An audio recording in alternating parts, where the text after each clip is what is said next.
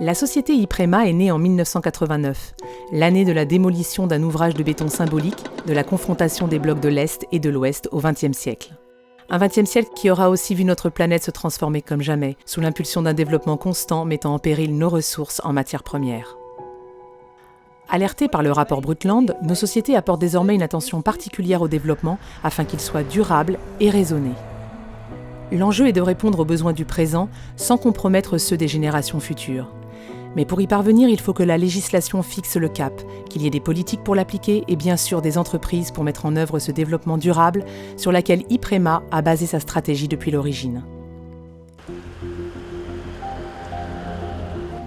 Iprema a tout d'abord ouvert 2 centres de recyclage de matériaux de déconstruction, à Emerainville et à Massy, en Île-de-France où la ville se rebâtit perpétuellement sur elle-même.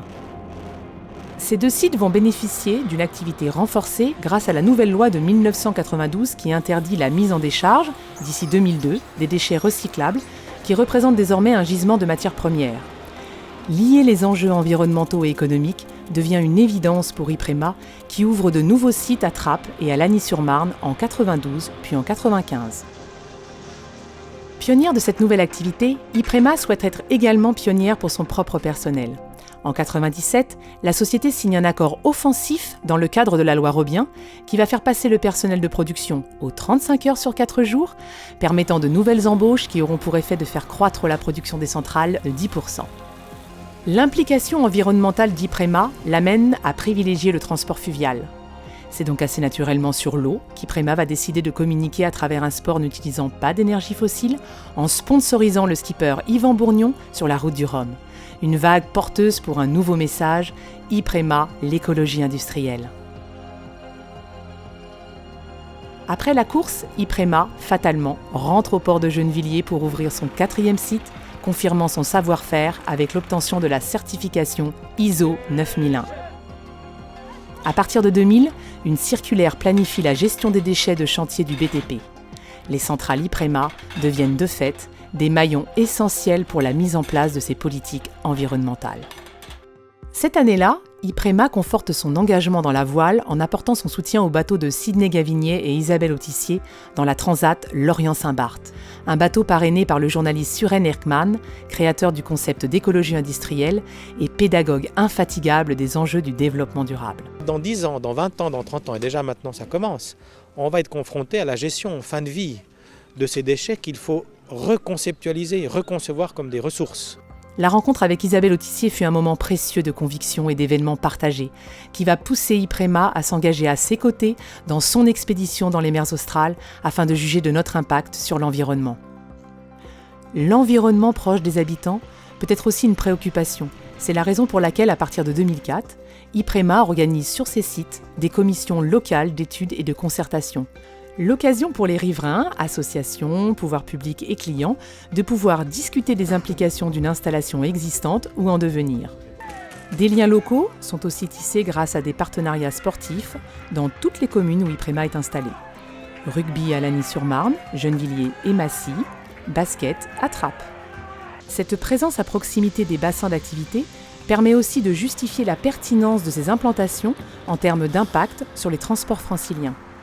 En réduisant leur trajet, que ce soit pour les dépôts de déconstruction ou la prise en charge de matériaux recyclés pour les entreprises, les transporteurs optimisent leur impact environnemental. L'ouverture d'un site dans le port de Bonneuil, devenu le 3e site fluvial, confirme la volonté de la société d'être porteuse sur l'utilisation des voies douces. Les convictions des dirigeants les poussent à explorer encore plus les expérimentations. Avec l'exemple danois de la symbiose de Kalundborg, porté par Suren Erkman, Iprema crée en 2005 le parc d'éco-activité de la Bonde à Massy. Sur ce même parc, les déchets des uns deviennent les matières premières des autres. Et dans le même temps, afin d'augmenter l'offre aux entreprises de produits recyclés à proximité des centres urbains, Iprema développe la filière Urbasol. Les terres inertes venant des chantiers du BTP sont recyclées et traitées à la chaux. Iprema s'est aussi installé en région. En 2001 à Quimper, en Bretagne, premier site de recyclage à atteindre le niveau 4 de la charte de l'environnement de l'UNICEM. Et en 2005, à Reims, en équipe avec la société Moroni, Iprema apporte son expertise pour la gestion d'un centre de traitement de mâche-fer pour le compte de l'agglomération du Grand Reims. La solution la plus pertinente pour que le producteur du déchet, une fois recyclé, en soit aussi le prescripteur. Un partenariat positif avec la collectivité qui se prolonge avec le soutien au club d'athlétisme de Reims qui compte parmi ses champions des athlètes comme Mayedine Makissi Benabad ou Johan Diniz. Parallèlement, Iprema continue son engagement social et sociétal. En 2006 avec la signature de la Charte de la diversité, puis en 2007 en favorisant l'insertion professionnelle des personnes éloignées du monde du travail à travers une charte de partenariat avec le Conseil général du 94 sous l'égide de l'association d'entrepreneurs Le Regard. En 2007, le Grenelle de l'environnement rend obligatoire les plans de gestion des déchets du BTP et favorise la prévention et le recyclage par la mise en place de taxes et redevances. Puis en 2008, Iprema accroît son offre de services aux entreprises en ouvrant un espace artisan à Lagny-sur-Marne et ensuite un deuxième en 2014 à Émerinville, ce qui participe au développement des activités de service. Cette même année, c'est la révision de la directive européenne cadre déchets. L'objectif est d'atteindre 70% de recyclage des déchets du BTP en 2020. Cette directive sera enfin transposée en droit français en 2010. Ce sera en fait la reconnaissance que des déchets ont la possibilité de devenir des produits une fois transformés. Porté par la réglementation, Iprema décide de faire évoluer ses centrales afin de s'intégrer au mieux dans les tissus urbains de plus en plus denses. C'est dans cette réflexion qu'a été créé le nouveau centre de recyclage d'Émerinville, labellisé dans le cadre du pôle de compétitivité ville et mobilité durable. Un centre qui s'est évertué à prendre en compte tous les soucis d'intégration et qui accueille le centre de formation et le laboratoire de l'entreprise. Cette nouvelle génération de centrales est l'occasion de créer un nouveau logo qui sied à la transformation des centrales en magasins au service des clients. Le développement durable n'est pas toujours un long fleuve tranquille. En 2012, Iprema est contrainte de déposer le premier dossier de sortie de déchets pour son activité de Massy par la faute de multiples et malvenues surtranspositions de la directive européenne. Un dossier qui n'aboutira pas.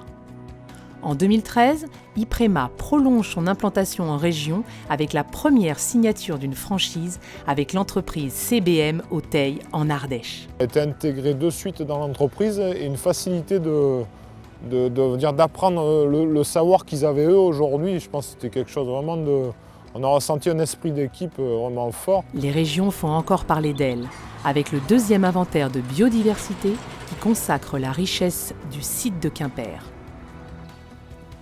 En 2014, il est décrété par un arrêté ministériel de contrôler la qualité des déchets déposés. C'est ainsi que les bons d'acceptation préalables et les attestations de conformité sont créés et délivrés à l'accueil des sites. Valorisation de 70% des déchets du bâtiment et de 55% des déchets non dangereux en 2020. 23 ans après sa loi n'autorisant en décharge que les déchets ultimes, Ségolène Royal présente en 2015 la loi sur l'économie circulaire qui théorise ce qu'Iprema a mis en place depuis plus de 10 ans déjà. En 2016, l'expertise organisationnelle d'Iprema lui permet de signer la charte de la Société du Grand Paris. La reconnaissance de son savoir-faire, mais aussi une porte d'entrée sur le plus grand chantier européen en cours. Ce développement va de pair avec la création d'un deuxième point de vente de matériaux, Iprema Carrière du Boulonnais, en 2016 à Mitry-Mory. 2018 est l'occasion de fêter le 10e rapport de développement durable d'Iprema. On y rappelle entre autres l'adhésion à la charte de la laïcité, mais aussi la prévention des risques d'exposition à la pénibilité pour le travail répétitif, l'aménagement des fins de carrière, en allégeant la durée du travail et en favorisant les transmissions. Iprema est historiquement installé à Massy depuis 30 ans et 2019 est l'occasion de renforcer sa présence par un site de nouvelle génération dédié au recyclage des bétons et couches de chaussée. Depuis 30 ans, Iprema, fort de ses 100 salariés, s'attache continuellement à imaginer les 10 prochaines années afin que le développement durable reste le moteur de la performance économique.